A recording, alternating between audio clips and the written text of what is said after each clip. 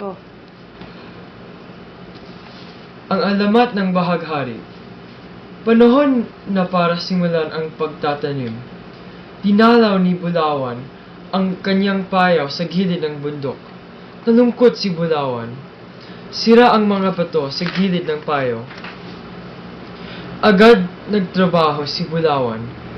Inayos niya ang mga bato sa gilid ng payaw. Nasiyahan siya nang matapos ang gawain. Bukas, maaari na akong magsimulang magtanim. Masiyang umuwi si Bulawan, ang magkisig na binatang magsasaka.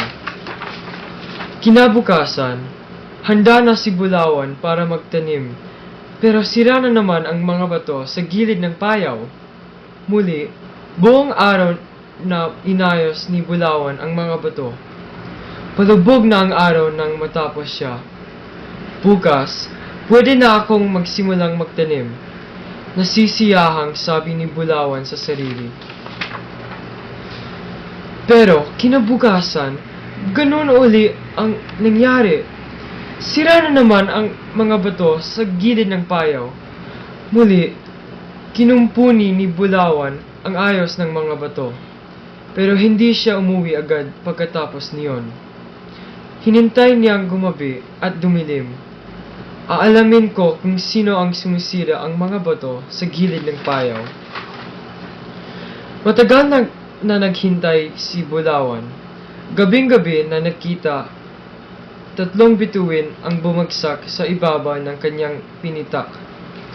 Ang 3 bituin ay agad na naging 3 magandang dalagang may pakpak. Magkakamukha ang 3 dalagang bituin. Nagtatawanang hinubad ng 3 ang kanilang mga pakpak. Masiyang habulan. Nagtalunan. Nagsasampahan ang 3 sa payaw. Hanggang sa gumuho ang mga bato na kakumpuni lamang ni Bulawan. Tahimik na lumapit si Bulawan sa 3. Mabilis niyang dinaklot ang isang pares na manipis at kumikinang na pakpak. Nabulong ang 3 nang maramdaman ni Bulawan. Ang pakpak ko! Ang pakpak ko! Iyak ng bunsong dalagang bituin. Mabilis na isinuot ng 2 dalaga ang kanilang pakpak sa kabuong bilis na lumipad pagbalik sa langit. Ang pakpak ko! Iyak ng iyak ang naiwang dalagang bituin. Inalaw ni Bulawan ang dalaga dahil hindi makabalik sa langit. Niyaya siya ni Bulawan ang kanyang kubo. Di nagtagal umibig sa isa't isa sina Bulawan at ang dalagang bituin. Pagkaraan, nagpakasal sila hanggang sa magkaroon ng supling. Tinuruan ni Bulawan ang dalaga na magluto at gumawa ng gawaing bahay. Akala ni Bulawan nalimutan na ang asawa ng kanyang pakpak. Isang araw, naiwang bukas ni Bulawan ang bangang kinalalagyan ang pakpak ng asawa. Niloko pala ako ni Bulawan. Ngit-ngit na sabi ng may bahay sa sarili. Mabilis niyang kinuha ang kanilang panganay matapos isuot ang pakpak sa mabilis na lumipad patungong langit.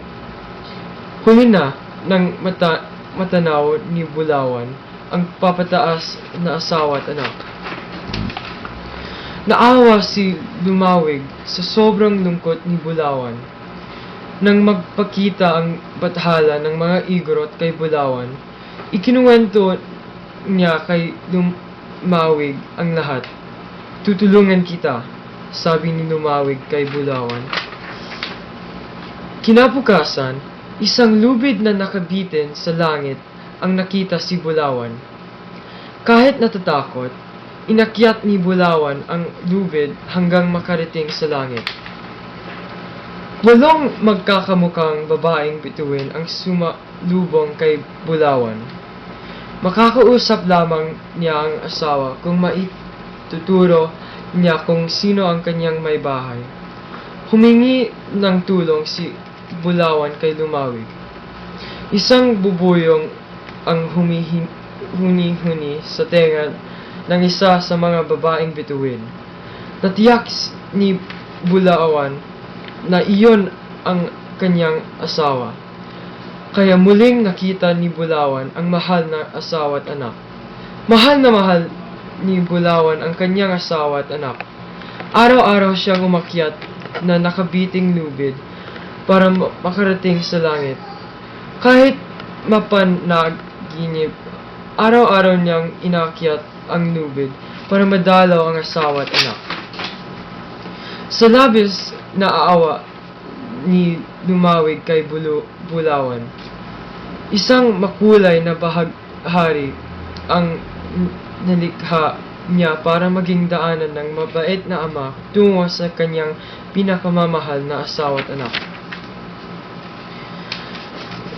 Nang matiyak na nagsisi at nagbago na si Bulawan, pumayag ang asawa na makasama ang kanyang mag-ama sa lupa. Mula noon, tuwing nilitaw sa kalawakan na ang bahaghari, naalala ng lahat ang dakilang pagmamahal ng isang ama sa kanyang may bahay at anak.